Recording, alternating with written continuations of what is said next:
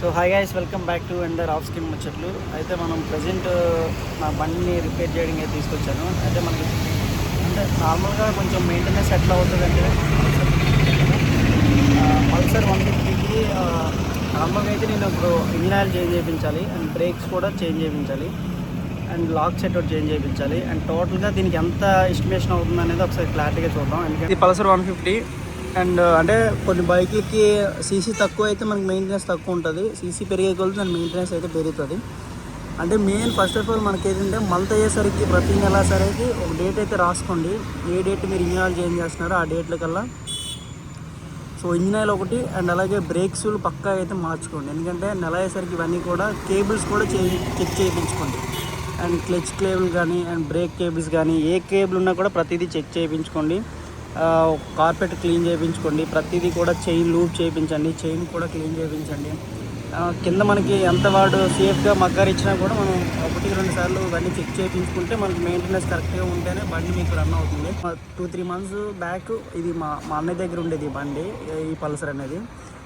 ఆడు maintenance zero, అస్సలు ఏం చేయలే.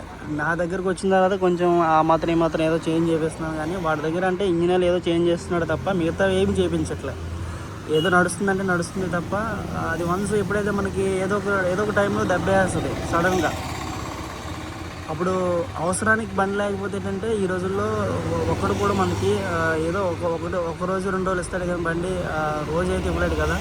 సో అవసరానికి ఇది నాకు చాలా హెల్ప్ చేసింది కాబట్టి దానికి మనం దాని మెయింటెనెన్స్కి జాగ్రత్తగా కాపాడుకుంటే అది మనల్ని కాపాడుతుంది. సో అది మాత్రం గుర్తుపెట్టుకోండి. ఒకటి ఏంటంటే మనం బండి ఒకటే కాదు, ఏ వస్తువు కొన్నా, ఎంత కాస్ట్లీ వస్తువు కొన్నా, ఎంత చిన్న వస్తువు కొన్నా దాని మెయింటెనెన్స్ లేకపోతే అది మనకి ఎందుకు కాకుండా చెందకుండా పోద్ది.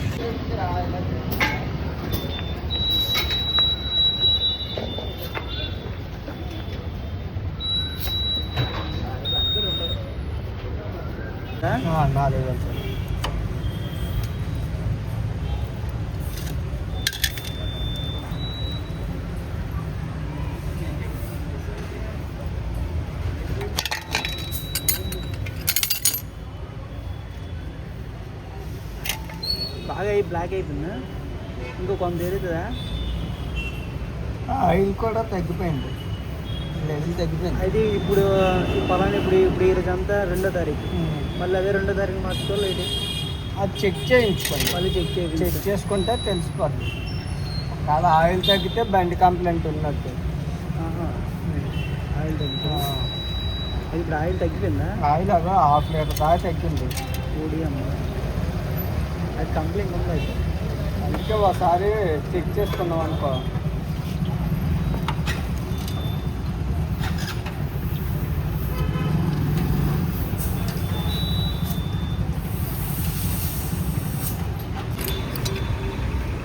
ఇది ఒరిజినల్ అండి, ఇది లాక్ సెట్. ఇది ఇది ఎంత అయింది? ఇది స్క్రాప్లో వేస్ట్ అన్న. ఇది ఎంత అయింది? ఇది లాక్ సెట్ 950 రూపాయలు. ఈ లాక్ సెట్ 950. ఇది మెయిన్ ప్రాబ్లం, సౌండ్ ఇదేనా? అదే క్రాంక్స్ వచ్చింది కదా, దాని ప్యాకింగ్ కూడా వేస్తాం.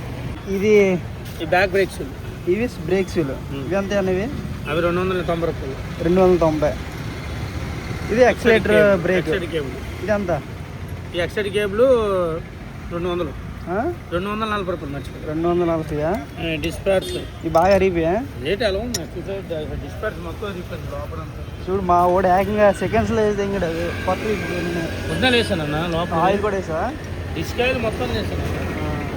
సస్పెన్షన్ కూడా బాగుంది. అన్ని కొత్తగా చైన్ బ్రేక్లు ఎడిట్ అన్నీ చేసాను. ఇది మొత్తం ఇక ఈ ఐటమ్స్ అన్నీ మార్చాను. అయితే ఇంకా మిగతా చిన్న చిన్న అవి చేస్తా కదా.